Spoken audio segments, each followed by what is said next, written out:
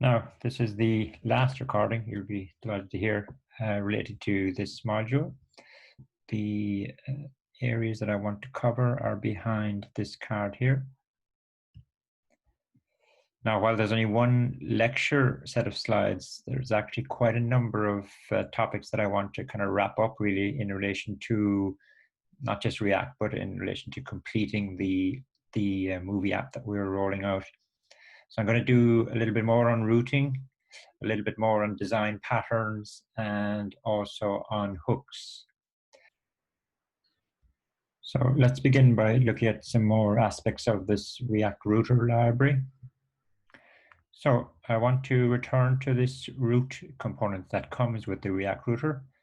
And the way we've used it up to now is, as you see it there, we specify a path and we specify a component that we want to have mounted if that path matches what's in the browser's URL. The problem though is sometimes we may want to pass some props to the component that's going to be mounted, and we've no way of doing it using this particular interface that we see there. So for that reason, we can use the React router an alternative way. And here's the alternative. So again, we still have to specify a path prop, but the second prop is, okay, its name is render, but its value is actually a function. And in that function, you can have any logic you want to. Critically, the function must return a component though, because the component that it will return is the one that will be mounted as a result of this route being active. And within the logic of the component, typically what you might do is set up the props, these additional props that you want to have passed to the component that's going to be mounted. So just by way of illustration, and again, it's linked to our little Maria email client, glorified email client admittedly, where we have the home page, the about page, and the inbox page. And if you remember in sample 4, I think we had a nested route where we were using a stats component. But I want to just go back to that example again, and let's supposing we wanted to pass some additional props to our stats component, maybe some statistical data related to the user's inbox usage. That's kind of what was going on in my mind as I was trying to dream up an example. So the way we used the nested route, and by the way, now this alternative use of the route component doesn't just relate to nested routes. You can use it in the top level routing as well. But the way we used the nested route for the stats was, as you see it there in the bottom of the screen. And now I'm saying I want to actually be able to pass some additional props to the stats component. So here's how I would actually re-implement that route. And there, now I've simplified it, but it's sufficient to illustrate the usage of the alternative use of route. So you can see here, the second prop that I'm passing to route is the render prop, and I am passing it a function, or I'm initializing the render prop with a function. And okay, my function has no logic in it, but you can put any logic you want to. It is returning a component, which is what I want it to do. And here's the additional prop that I want to actually pass to my stats component. Now, again, I'm hardwiring some data here, but typically this data might be either computed within the function or retrieved in some other way. So this is the additional prop. Now, just explain what's going on here, actually. So the route component, it receives its own props, and it's good practice for those props to be passed into this component as well. So the way we can do that is the function here, it receives an argument, and the argument that it receives is the same prop object that the actual route component receives. Okay, so that's the first point. And what I'm doing here is I'm taking that props object and I'm using the spread operator just to spread out the individual key value pairs of the prop object.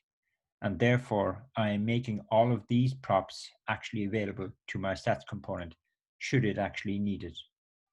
In many cases, it doesn't, so you'd actually get away without doing this, but it's good practice to just follow that kind of pattern, if you like. And so I'm explaining that there. And in fact, in my case, you see here, this is my implementation of the actual stats component.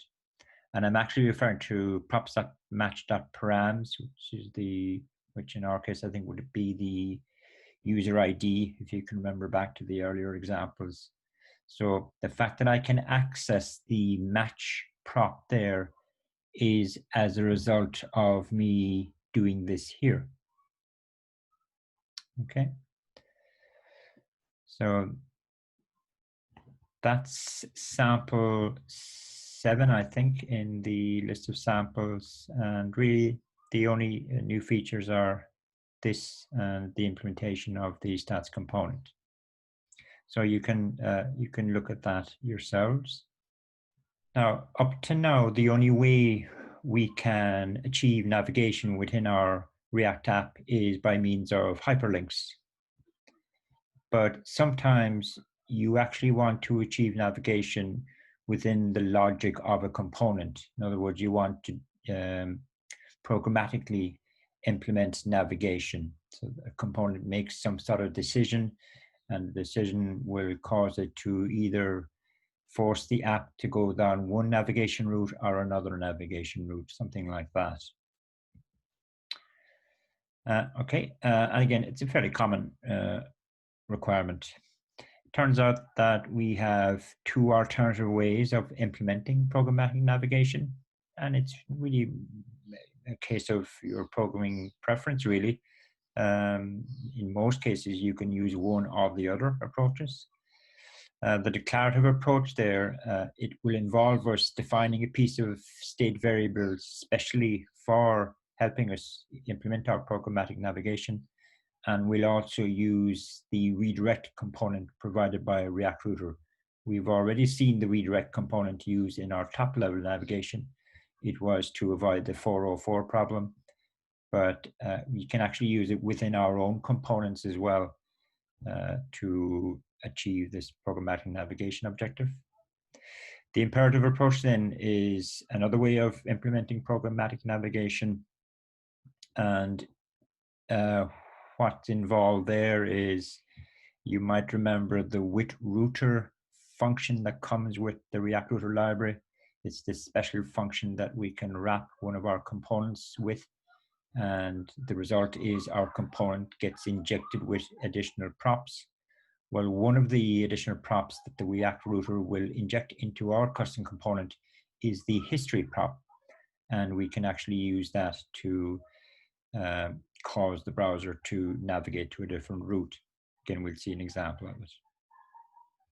The kind of typical, so I'm illustrating this in sample 8, but a typical use case for programmatic navigation is where an application allows a user to register an account with the application. And so typically what happens is, there's a register button somewhere on the top header of the app, and the user clicks on the register button, they fill out a registration form, and they submit the registration, and then the user is redirected back to the home page, assuming the registration is successful. So I followed that simple little use case for our little sample app that we're working our way through here. And I've implemented the registration kind of process, if you like, in both using the declarative and the imperative programmatic styles that I mentioned earlier on there. So that's why I've got two register buttons here at the top of my page. Okay, and they both work the exact same way. And so again, the idea is when the user clicks on the registration button, either one, they get sent to a registration form. Now, I don't bother with the details of the form, really, we're not interested in that. But what's important is when they click the register button, okay, behind the scenes, there's an event handler which probably validates the data that they've entered. And if it's happy, then it will send the browser back to the home page. Now, it's this last redirection. This is what we need to implement kind of programmatically. So the event handler associated with the registration will cause this to happen. So let's change this to sample 8. And let's start the server.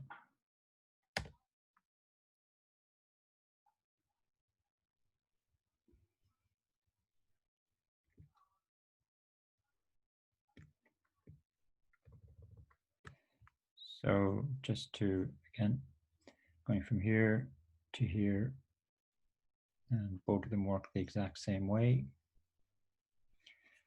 So a quick look at the code. So here's the source code here. In the main top level component, I have my home page with my navigation links, and because I've implemented the registration two different ways, I have two registration links and they have different paths associated with them. The paths match up to these two route entries here. And so we need to look at these two components really. Both of these implement the displaying of the registration form and dealing with the user clicking the register button.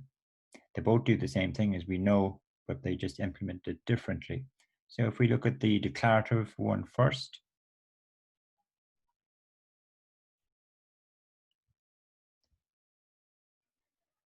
so in the declarative approach, we use a state variable to facilitate the programmatic navigation. And I'm just using a Boolean, setting it to false. If we scroll down, this is what the component renders. It renders our registration form, Maria. We have our register button with its click handler. The click handler would typically do some form validation, and if it was happy, then it changes the state variable to true in my case. Component re-renders. This time, when the component re-renders, this if statement is now true, so it executes the return statement. In other words, it's never going to reach this part on the re-rendering.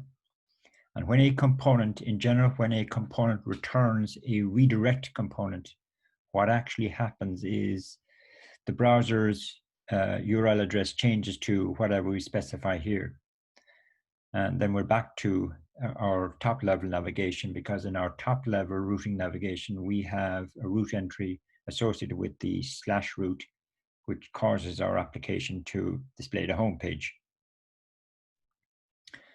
Yeah, so that's the declarative approach. The imperative approach.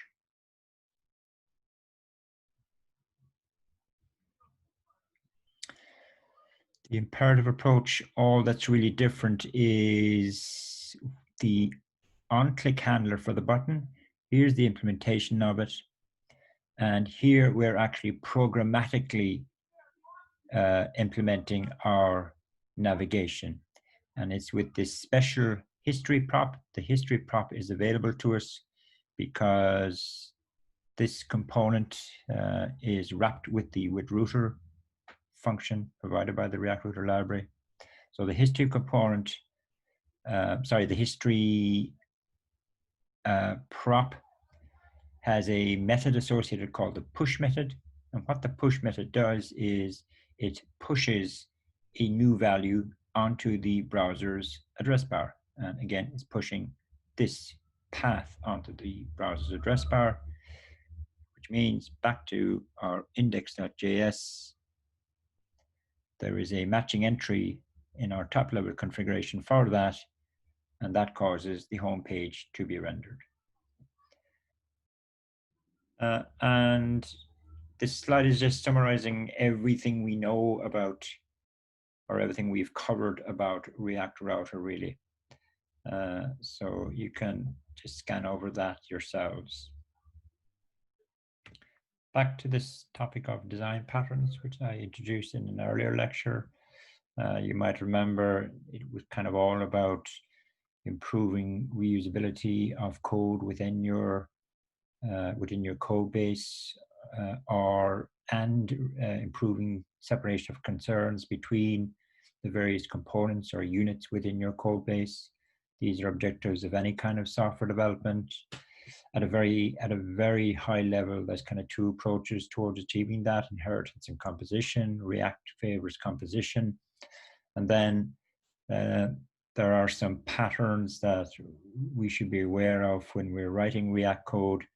The purpose of the patterns is to meet these high-level objectives of reusability and separation of concerns. So I've looked at the first one, containers, in an earlier lecture. I want to talk about the render props one in this lecture. Now, the objective of the render props pattern is that kind of recurring objective. We want to try and share logic between components, in other words, to avoid repeating logic across multiple components. Where the name render prop comes from, it's kind of a definition of it, even though it's quite difficult to work it out from the definition. But we're saying a component with a render prop takes a function. So you've got a component, and one of its props, which we call the render prop, it expects that prop to be assigned to a function. And the component will call that function. What the function returns is a React element. And what element is really dictated by the consumer of that component. So in other words, the consumer is kind of dictating to the render prop component what the render prop component should render for it. So here's a very simple kind of example, just from a syntax point of view, really. The example doesn't make a whole lot of sense otherwise. So here's my shared, what I'm calling, this is my render prop component, I'm calling it the shared component. And we can see here within its JSX, it's actually referencing one of its props. Actually, there shouldn't be any dis in front of that. That's old style syntax. So it's one of its props is called render, and it looks like render is a function. So it's invoking the render prop function, and the render function is actually going to return a component, and the component is just going to be inserted here.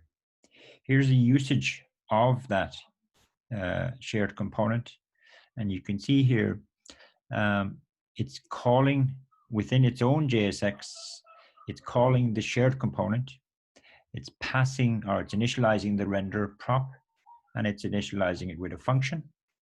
Now the function is very trivial in this case, but the function is adhering to what we want it to, which is the function is returning some JSX, in this case a very simple span element. Okay, so when this component renders, what it will render is that. Okay, so the div wrapper is coming from up here, and this part here is what produces this. Okay, so the shared component receives its render logic from the consumer. Now, in fact, like the name of the prop render, that's actually completely arbitrary, but it's conventional to call the prop render, so that anybody reading the code will recognize that you are using the render props pattern. That's kind of the idea behind it. Here's another example I dreamt up. Now, there's no full source code with this, so I'm showing you just excerpts of the code in the next slide. So the example Maria is an application that allows users to view blog posts. And so I'm saying that suppose the application has two views, amongst others, possibly, but one view displays a blog post followed by some comments that people have posted relating to the post. Another view displays the blog post followed by a list of matching blog posts. Here's how we might implement those two views without using the render props pattern.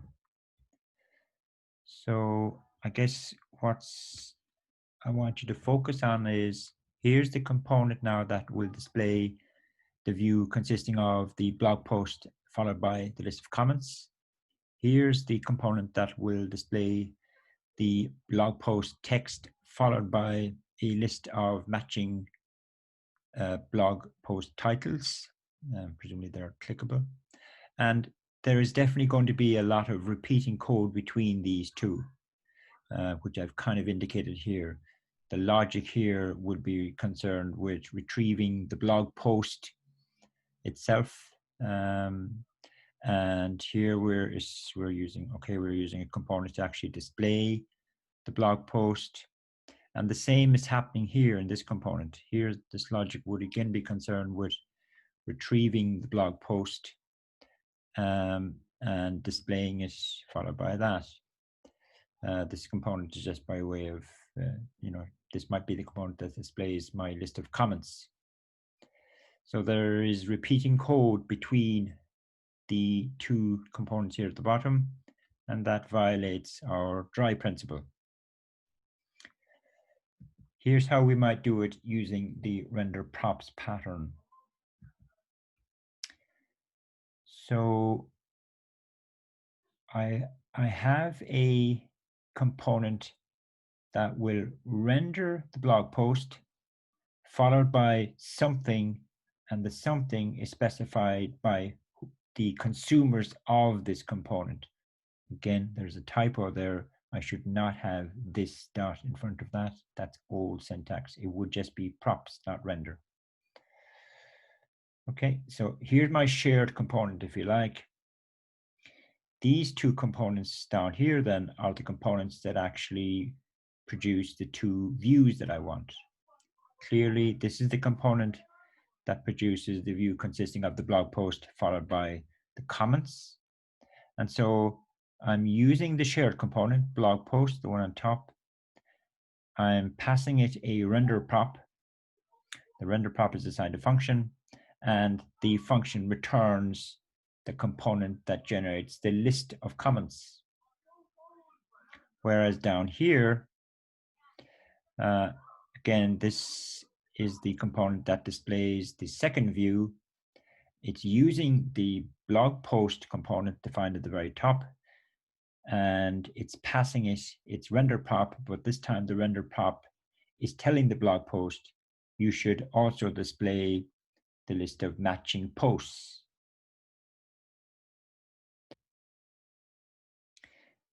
Just a general thing, the render prop function itself can actually be parameterized, which you can see here. Again, it's a kind of a made-up example, but so here I am. Here's the consuming component. It's back to my earlier little example. Here's my consuming component, passing in the render prop. The render prop, in this case, the function is actually parameterized. Now, the actual value for the parameter, though, will be determined by the render prop component itself. So it expects the function expects a name parameter. Let's say it's a person's name, and that name will be displayed here. But it's the actual render prop component that somehow determines, maybe from an API call or whatever, what the person's name is, and then it invokes the render prop function, passing in the person's name that it has acquired up here in somewhere in the logic. Okay, so And I actually think that's what we do in the labs. Our render prop function is actually parameterized, where the parameter actually is a movie as far as I can recall. Okay, so that's render props, higher order components. I'm not going to give you an example of it. I've already kind of mentioned, I think in passing, that even though the name is slightly misleading, a higher order component, it's not a component, it's actually a function that takes a component and returns a component. And as I've said a number of times already, the component that the higher order component function returns is an enhanced version of the component that it receives. And I'm just mentioning here at the bottom, like typically what the enhancements might be. So some higher order component functions might just make a stateless component stateful, or maybe it passes some additional props into the component that you pass to it, or it actually might enhance the component's UI. All of these are possibilities. The only example of a higher order component that we've seen is the useReducer one. And as we know, the useReducer higher order component actually passes some additional props into the component that it receives. So that's it on some of the other patterns. There is one other pattern that I need to look at, which is called the provider pattern. But really, it's not so much the provider pattern that I want to talk about. What I really want to talk about is something called contexts, React contexts, which again, we introduce in this week's lab. There are two questions that we need to answer in relation to the pattern. When do we use it? And then how do we actually implement the pattern? The when is very specific, really, in relation to React development.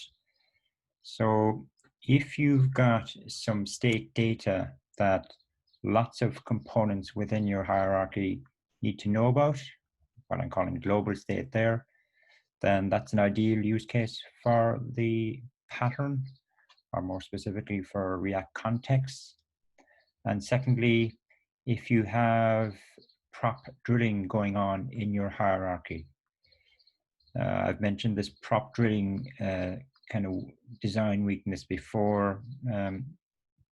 Here's a diagram that I didn't draw. I found it on the web somewhere, and I'm reusing it. So apologies if it's a little bit over the top. But so what it's illustrating there is there's a stateful component very high up, in this case at the very top of the hierarchy, but some of its state variables are needed by components much further down the hierarchy.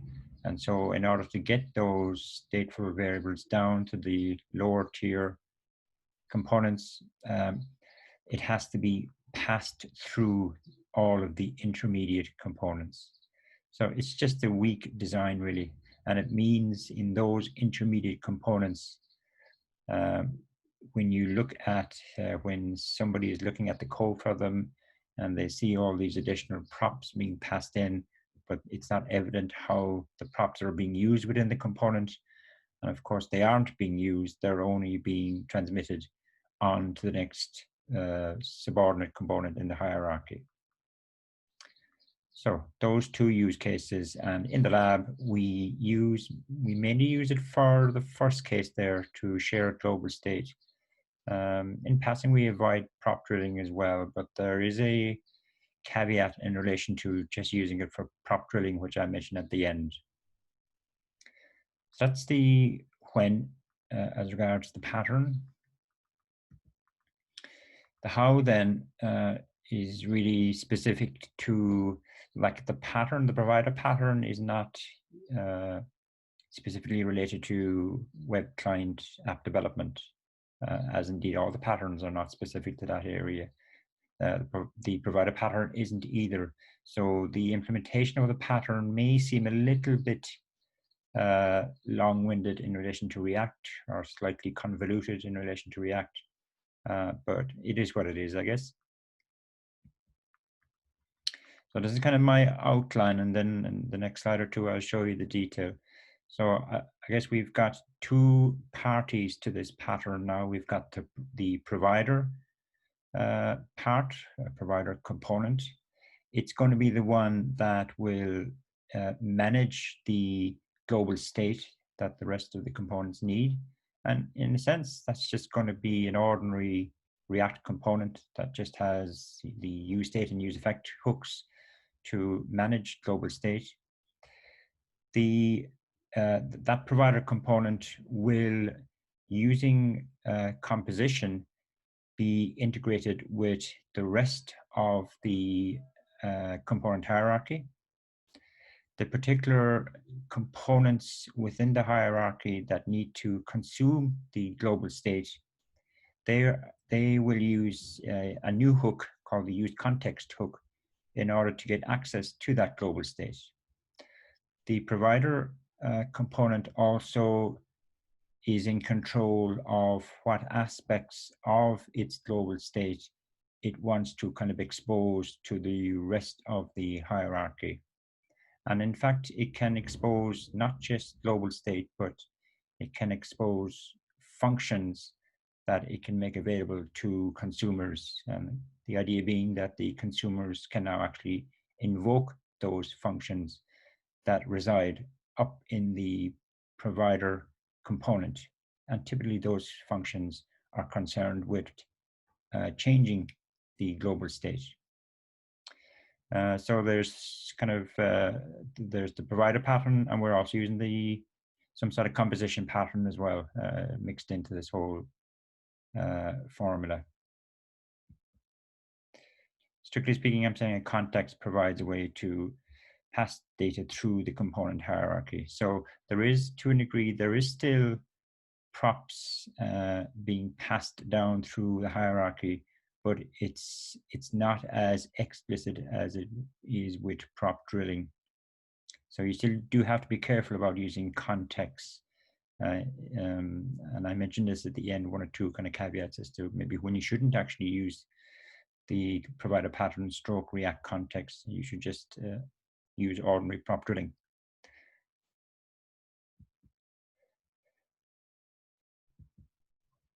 So this is my kind of visualization of where this React kind of context fits into it. So the React context is my orange box on the left there. And that's where my global state is, and perhaps some functions that I want to make available to the rest of the component hierarchy. My provider there is the component at the top of the hierarchy. It typically is at the top or very near the top. And the consumers then are scattered around the hierarchy, and they are able to access the context directly. That's just a visualization of it. So here comes the kind of detail now on the implementation. And as with lots of things, the implementation may not be as smooth as the high level kind of explanation. So here's the provider part of this pattern. A couple of things going on here. First of all, you need to actually just declare a context, and it's a one-liner. It's as simple as this one-liner. So I'm creating a new context. I'm initializing it to null, which is the typical initialization. And note as well that the context I'm actually making, I'm exporting it. So down the line, we will see the consumer components actually importing the context. Here's what I'm going to call the provider component. So this is the component that's just going to manage the global state in the usual way, using the various useState, useEffect hooks. And then in terms of the provider components, kind of JSX returns, what it returns as its JSX is a reference to the context, which I've declared at the top. So a context can actually kind of double up as an ordinary component as well. It has both of those facets to it. But this dot provider here is kind of special. This is one part of making the context visible to your consumers. Now, We are also specifying a prop for this context stroke component. And the values is going to be an object. And the key value pairs in this object are the specifics of what you are making available to your consumers. So typically here, a value within this object would be a reference to a state variable, or it could be a reference to a function that is declared somewhere up here within the provider component. And you'll notice here as well that I'm using composition here now as well. So whatever children components are going to be composed with my provider, they will have access to this object here. They will have access to the values associated with the context that are being made visible. Now the provider is using composition, and in my case it's using container composition. So here's where we actually continue that container implementation, because what I'm doing here is I am composing my context provider component with other components. Typically, the composition actually happens in the component at the very top of your hierarchy. So the app component here would typically inside here would have all your routing, high-level routing configuration. This is the an excerpt from a consumer component. What it needs to do is it needs to import the actual context that you created in the provider component. Note now what I'm importing here is the context. I'm not importing the provider component. So I'm importing the context, and I pass the context to a new hook called the useContext hook. And what the useContext hook returns is essentially a reference to the values object that was exposed above in my provider component. If I just go back for a second, so context here, sorry, this context variable here is essentially a reference to this object here, this entire object. And so within your code here, then, you can access any part, any key value pair within that values object. Hence, you now have access to some of the global state, or you have access to a function that was exposed by the provider component. So they are the elements that make up our context, React context implementation and usage wrapped around this whole kind of provider pattern. React context is really what's important here. You may read a number of articles about React context, and they may not even mention the provider pattern. So the provider pattern is a kind of high-level abstraction idea. These are just some caveats about using the provider pattern, and really the only reason I'm including them here is for completeness sake, because we kind of violate them a little bit in the lab. So the points that I'm making here would be more relevant to a real production environment that you might be working in where there is React development going on. So there are a couple of cases where you probably shouldn't use the context, a React context. I've mentioned one or two already. You shouldn't use a React context if all you're trying to avoid is prop drilling to one or two levels, okay? Number two, you shouldn't use React context if the nature of the state that is being managed within the context is very volatile. It changes quite a lot. That kind of state typically should reside inside in a particular component, an ordinary component, rather than a context, because there are some penalties to having very regular updates happening to the state that's being managed within the context.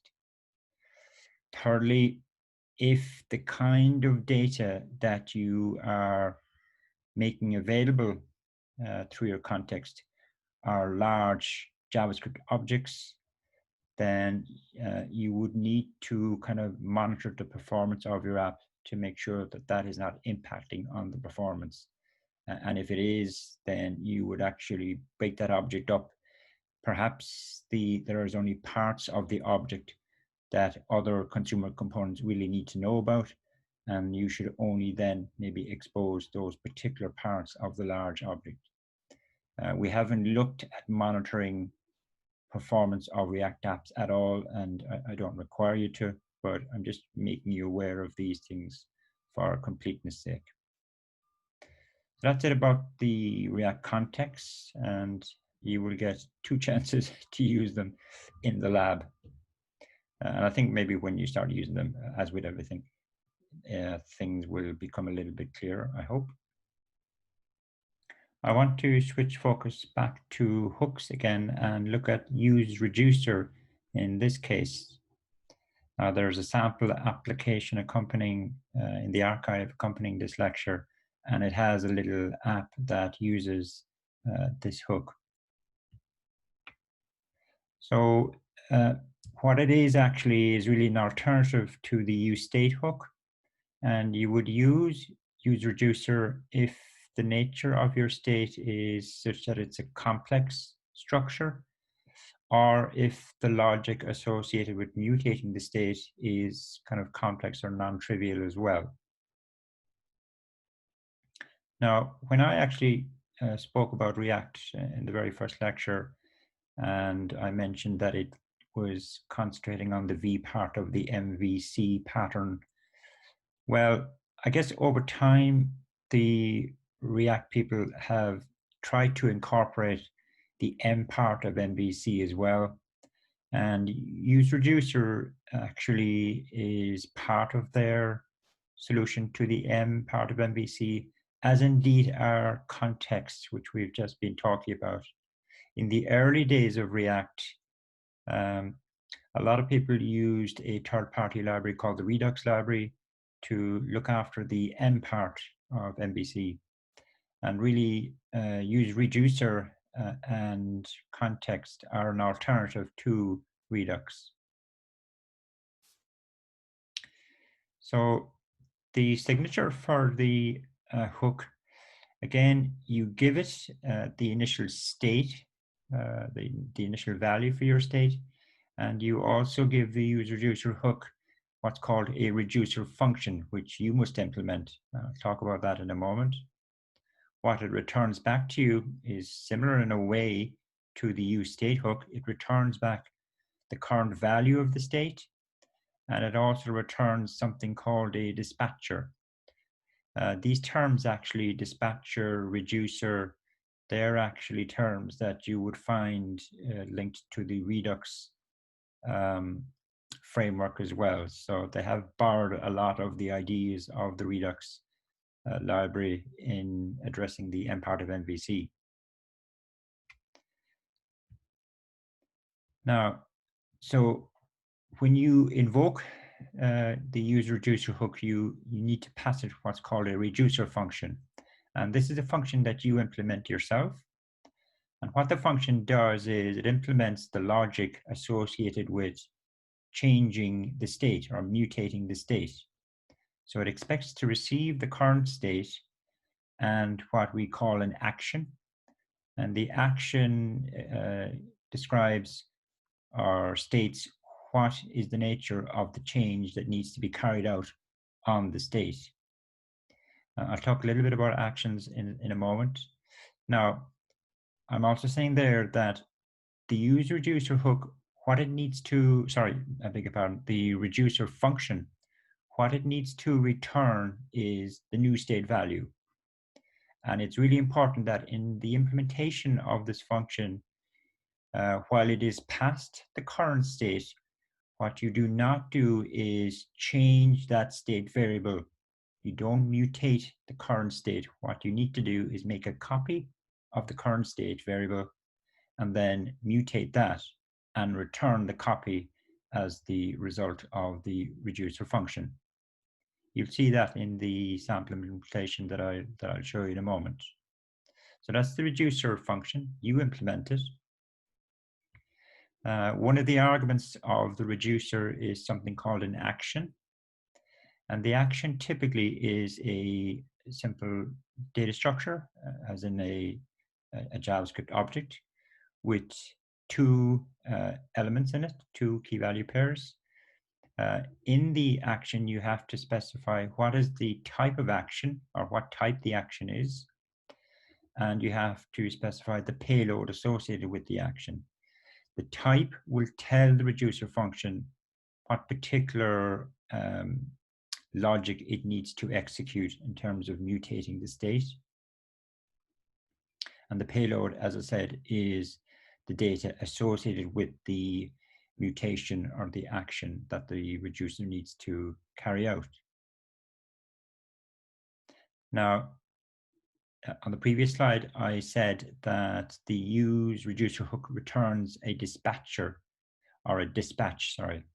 A dispatch is a function that it provides to you, and you use this dispatch function in your code in order to trigger a state change.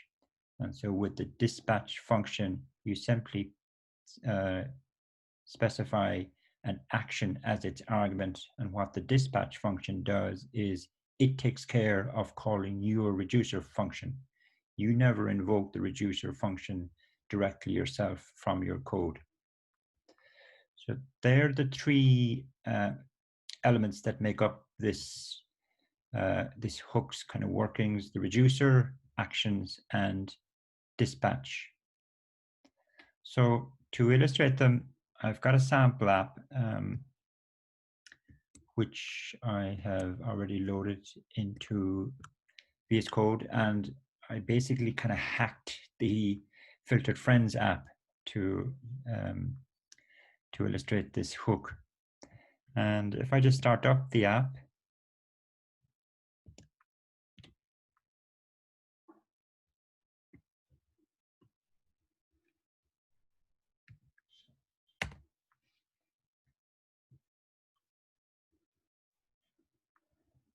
okay, so I had this bright idea of a Zoom quiz manager. Glorified name, doesn't live up to it, I'm afraid, though. What you have on the left here is a list of my friends that I have invited to a Zoom quiz. And as you click on them, they get added to the list on the right. So they are Maria, people that have confirmed that they are going to attend my quiz. And if they cancel it, then I can click on any user on the right-hand list and they get put back into the list on the left. Okay, so in terms of state, the state of this app is the current contents of my list on the left and the list on the right. Okay, so let's look at the code. Again, I've kind of modeled it on the filtered friends. So I'm getting my list of friends from the random user API, if you remember.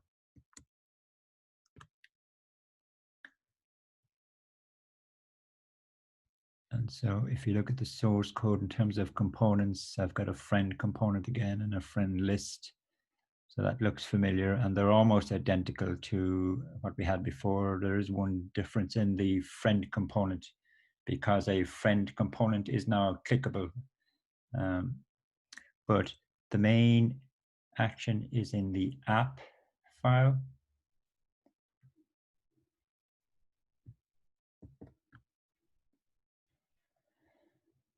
So here's my implementation of my reducer, which I'll come back to in a second. It's kind of conventional actually to put the reducer function outside of your component. So my component begins here really. Okay, and here I am calling the useReducer hook, and I'm passing it a reference to my reducer function from above, and I'm passing it the initial state. So the state in this case is comprised of two arrays. One is the list of friends that haven't yet confirmed that they're attending the quiz. The other is the list of friends that have confirmed that they're attending the quiz. Here's my use effect hook. And the only thing that's different here, okay, I'm making my invocation to the random user, but if you look here, I'm calling the dispatch function that was returned by the hook. Previously, we would have had a setter method here. And in the dispatch function, what you give it is the action that you want to have carried out on your state. And on the slides, I said that the action, by convention, we express the action as an object with two keys, a type key and a payload key. This is very much conventional. And the action that I want to have carried out is to load my invitees. And the payload is the full list of friends that have been returned by the random user API. So when this dispatch function is called, what it does is it actually calls your reducer function. So it's about time maybe we can look at the reducer function now. So it passes in the action. It also passes in the current state. So it has access to that. And in the majority of cases, a reducer function is made up of a case switch statement, where each case in the switch implements a different action type. So here I'm checking to see what type of action is being requested. Right, again, go down to the dispatch invocation. Here we have a type, and the type is load invitees. So my case switch statement is going to come in here. And what I'm doing is I'm populating my two arrays. I'm populating the unconfirmed array with the full list of friends, which I'm getting from the payload. I'm using the spread operator here, which is a kind of a convenient way of making a copy of this array.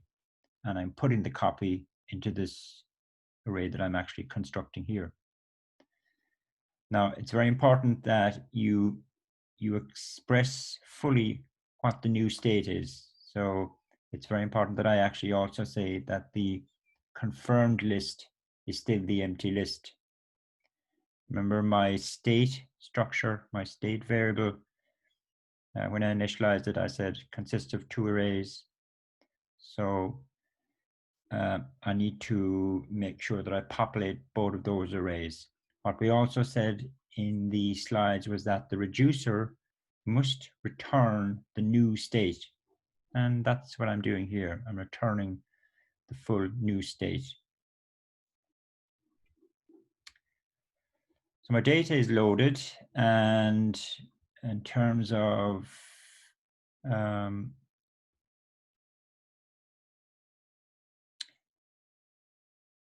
we just look down to the code, these two little functions here, these are the functions that are executed when I click on a user.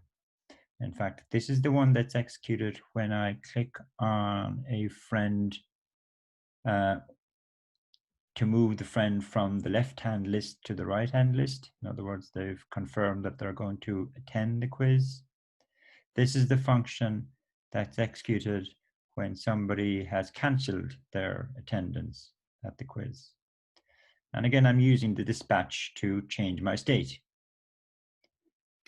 I'll come back to how these two actions are implemented by my reducer maybe in a second, but if I look down at the JSX, just a lot of bootstrap styling going on.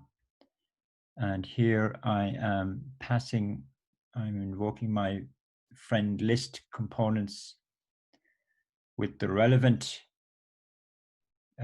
function that needs to be triggered by clicking a friend, and the relevant list of friends, which I'm extracting from the state. So I'm passing an action, which is one of my functions, down to the friend list. And if we quickly look at friend list, there's a little bit of prop drilling going on, I suppose. So you would say because it actually just takes the action and passes it down to the friend. And in the friend component, we just have an on-click handler associated with the friend to trigger the appropriate function. So to go back to app.js, I suppose, if we look at these two functions, so the purpose of this function is to move the friend from my unconfirmed list to the confirmed list. So I've just expressed the type as being this. It's really up to you to define the action types for yourselves. And that makes sense. I want to add the friend to the confirmed list. Let's look at how the reducer deals with this action. So here's the code here. And what I'm doing essentially is I'm taking the current unconfirmed list and I'm filtering out of that list the friend that has just been clicked. You can see here that I'm looking for everybody that doesn't have the same email as the friend that was clicked. So what filter is going to return is a completely new array.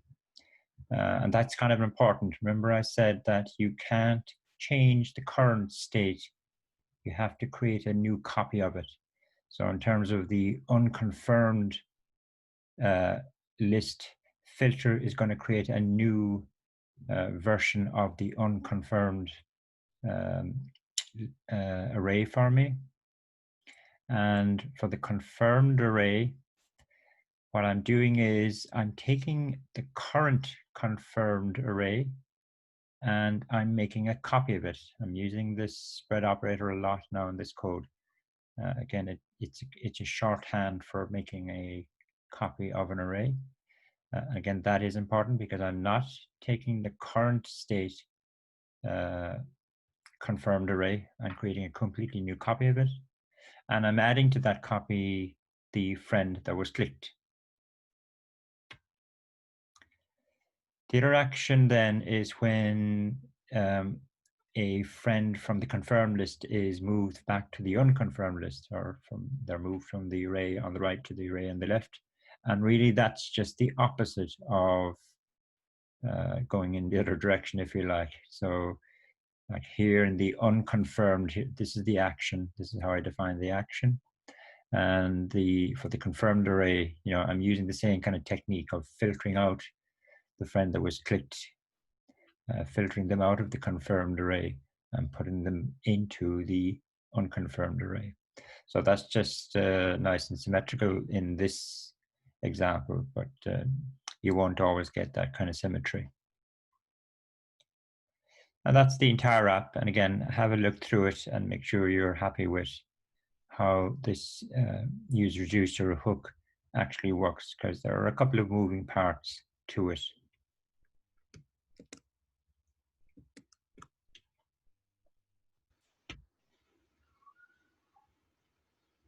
Now, this is the last topic I want to cover, and it almost sounds anticlimactic in a way, because really all I'm saying here is how do we implement login, logout in React?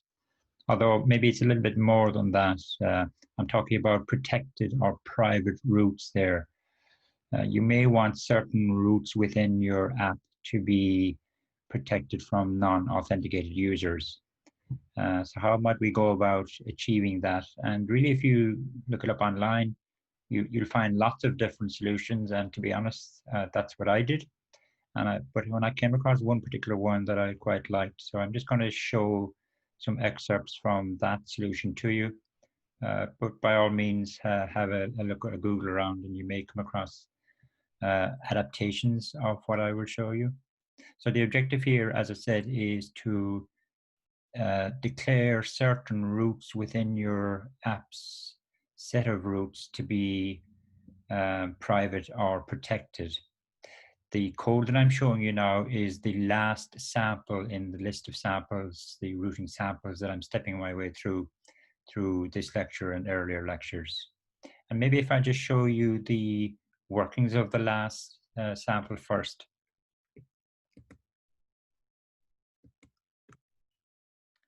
So it's actually sample 9 here. And I've already started my server. So the idea here is that I have some navigation links, and this one and this one are completely open. Anybody can navigate to them. But if you try and go to the inbox, then you're redirected to a login page where you ordinarily would fill in your credentials. And then when you click login, some event handler behind the scenes validates your credentials and it shows you the page that you wanted to navigate to. And then this page here is also protected, so I can now access that. I can sign out, and if I try to go back to this page, I'm redirected to the login all over again. Okay, so that's fairly standard kind of stuff, really, if you think about it in terms of functionality anyway. So how do we protect? So I would refer to these two links here as being protected or private, and they require authentication. Notice as well up here that depending on whether you're logged in or logged out, this changes. So it looks like we're logged in now. When I click sign out, it changes to something like that. Again, it's normal kind of stuff that you would see in any website or web app.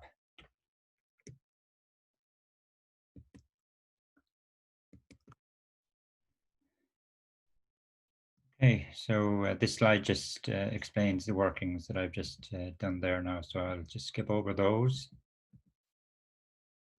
Now it turns out that you might think that the React Router library would facilitate the implementation of these protected or private routes, but it doesn't.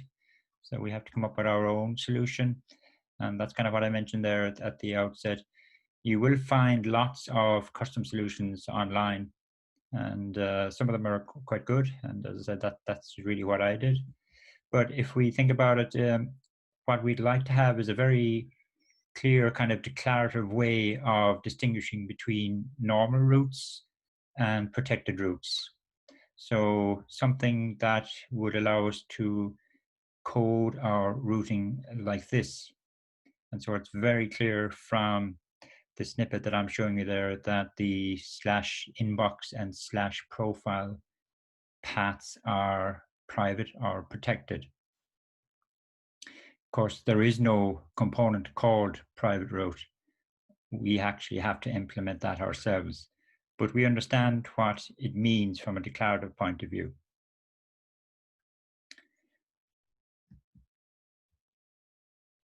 So in terms of coming up with a solution, there are a couple of features that you will see in my solution, and some of these features you will see in other solutions as well.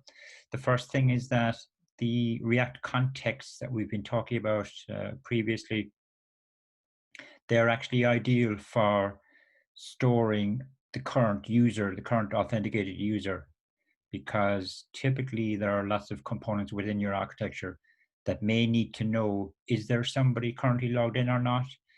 And they may also want to know what's the username of the authenticated user. So a context would be an ideal place to store the authenticated user or store the fact that somebody is currently authenticated. Number two, we definitely will need to have programmatic navigation going on, because as you saw in the demo there, once I clicked on a protected route, I was redirected to the login page. And once I logged in, I was then redirected back to the original page that I wanted to go to before I was forced to authenticate. So that's typical programmatic navigation going on there. The third one is kind of an extra feature that we would like, which is when I try to navigate to a protected route and I'm forced to log in, rather than the application just by default sending me back to the home page after I've successfully logged in. And then I have to, again, go to the particular route that I wanted to go to originally. It's a better user experience if the app kind of remembers where you were trying to go to before it forced you to log in. So that's the point I'm making, number 3 there. So they're kind of aspects or features of our solution that we would like to support. And so in the next couple of slides, I'm just showing you excerpts from the solution that I'm providing to you. You can see the full solution under sample 9 in the list of routing samples that I'm giving you. So this is the part of the code that's implementing the context, what I'm calling the authentication or auth context. Now I've collapsed some parts of the code just so that it could fit into the page really. So for example, this little function here I've collapsed, and I've collapsed this. But you can see I'm declaring a context, and here is my auth context provider component. And what I've just done is I'm just declaring a state variable, which is either going to be true or false, depending on whether somebody is authenticated or not. You could additionally or alternatively have the state store a username or null, where null would mean nobody's authenticated, and if it's not null, then it means somebody is currently logged in and you have their username. But I just took the simplest option of just storing it as a Boolean. And so these two little functions here, this is the function that is going to be triggered when somebody clicks the login button. They've Maria filled out the login form, username, password. And when they click the login button, this is the function that's going to execute. And really all it's going to do is, verify that their password matches their username in whatever way it might do that. I haven't actually implemented that in my solution. I've just hard coded it, but it would probably make some sort of web API connection. Eventually, it would either determine that the user is valid or not, and if they are, then it would change the status, his authenticated status, to true. So it would make state change. This one would simply set the is authenticated state to false when somebody tries to log out. And this is then just the body or the JSX of my auth context. And you're aware now at this stage of what all of this means here. So I'm making all of these aspects of the auth provider, I'm making them available to any other component that needs to access them. So we're looking here now at the implementation of the private route component, and I've included an example of its usage here just to remind ourselves. And in a way, the way you need to kind of interpret what this component needs to do is as follows. It either needs to transform itself into a normal route component if there is somebody currently logged in or authenticated. If there isn't somebody authenticated, then this needs to be converted into a redirect component. Okay, so looking at the detail, so we're accessing the auth context. And if I just skip over this for a second, you can see here, I'm checking to see, is there somebody authenticated or not? If there is somebody authenticated, then return a normal route component. If there isn't anybody authenticated, return a redirect. So as I said, in a way, what's happening is this private route, wherever it appears in my routing navigation, is going to be transformed into a normal route or a redirect, depending on the authentication status. And I have to kind of set up the props for both of these, and they will be determined. The props for these two alternative components are going to be determined from the props that were actually passed in to my private route. Now, so if it's a normal route that we're converting into, let's explain this little bit of code here. What I'm doing here is I'm taking the props that were passed into private route and I'm destructuring them. I'm first of all picking out the component prop, which would correspond to here. I'm picking that out and I'm just renaming it to component with a capital C, just as a convenience, which we'll see in a second. And over here, what I'm doing is I'm saying, take all of the other key value pairs in this object and put them into a new object called rest. So that's what the spread operator is doing there. It's gathering up the remaining keys in this object and putting them into this new variable. And I'm using these two then down here. I'm taking the rest object and I'm spreading it out. Now in our case, the rest will only have one entry in it because the only additional prop was path, although there might be some other props passed into private route by React itself. So they would still be available inside here. And over here then, I'm taking the component variable that I've declared up here, and I'm getting my route to mount that component, which would be, for this example, it would be the inbox component. Okay, that's what's going on there. Now, if we switch down to the redirect, so this is going to be active if in the scenario where a user clicks on a hyperlink and that forces them to redirect them to the login page. And after logging in successfully, then they're taken to the actual location that they want to go to. But how do I get React to kind of, or my component to remember where they wanted to go to originally? And that's the purpose of what's going on here. Props.location is going to have the URL that was in our browser when this particular component was mounted. And what I'm showing you actually over here, I did a console.log of the props.location, and you can see one of the keys in it is called path name, and it's going to be equal to the URL that was associated with the hyperlink that the user clicked when they tried to access a protected route and they weren't already authenticated. So that's what I'm doing here really. And another way of interpreting what's going on here is I'm actually declaring some, even though it's called state, I'm declaring some additional props that I want to make available to the component that will be mounted as a result of this path being active. Now in my case, so the redirect is actually going to change the browser's URL to /login. That's going to cause my login page component to mount, which we'll see in a second. And inside that component, I'm going to be able to access this value.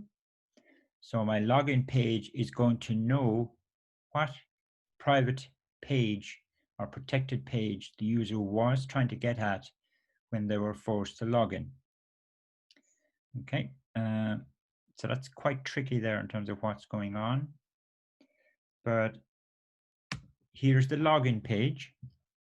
So this is, and it has the normal kind of stuff. Again, it's using the context. This is the event handler that's executed when the user clicks the login button. And I'm just calling the authenticate method above in the context. I'm just hardwiring username and password here because we're not too interested in picking up form data. And here is where I'm trying to grab the, I'm trying to grab this stuff here actually, okay?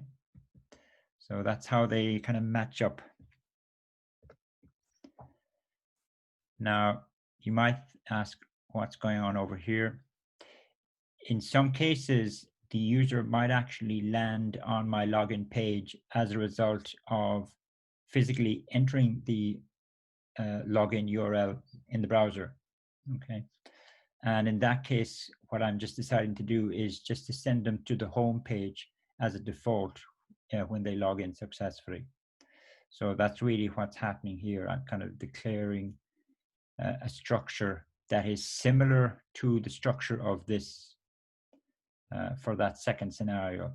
This technique here of variable equals something or something else, that's just a JavaScript thing. The way it kind of works is if this expression evaluates to undefined, which it would be in the case where the user landed on the login page simply as a result of physically entering the login URL in the browser, that would be undefined.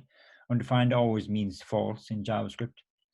So the assignment statement is going to skip over that, and it's going to take this and assign this to my assignment statement. And of course, I'm doing some destructuring here.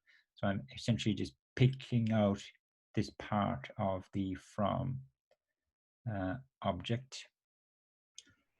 Now let's just skip over this for a second. This is what my login page renders, usual kind of stuff.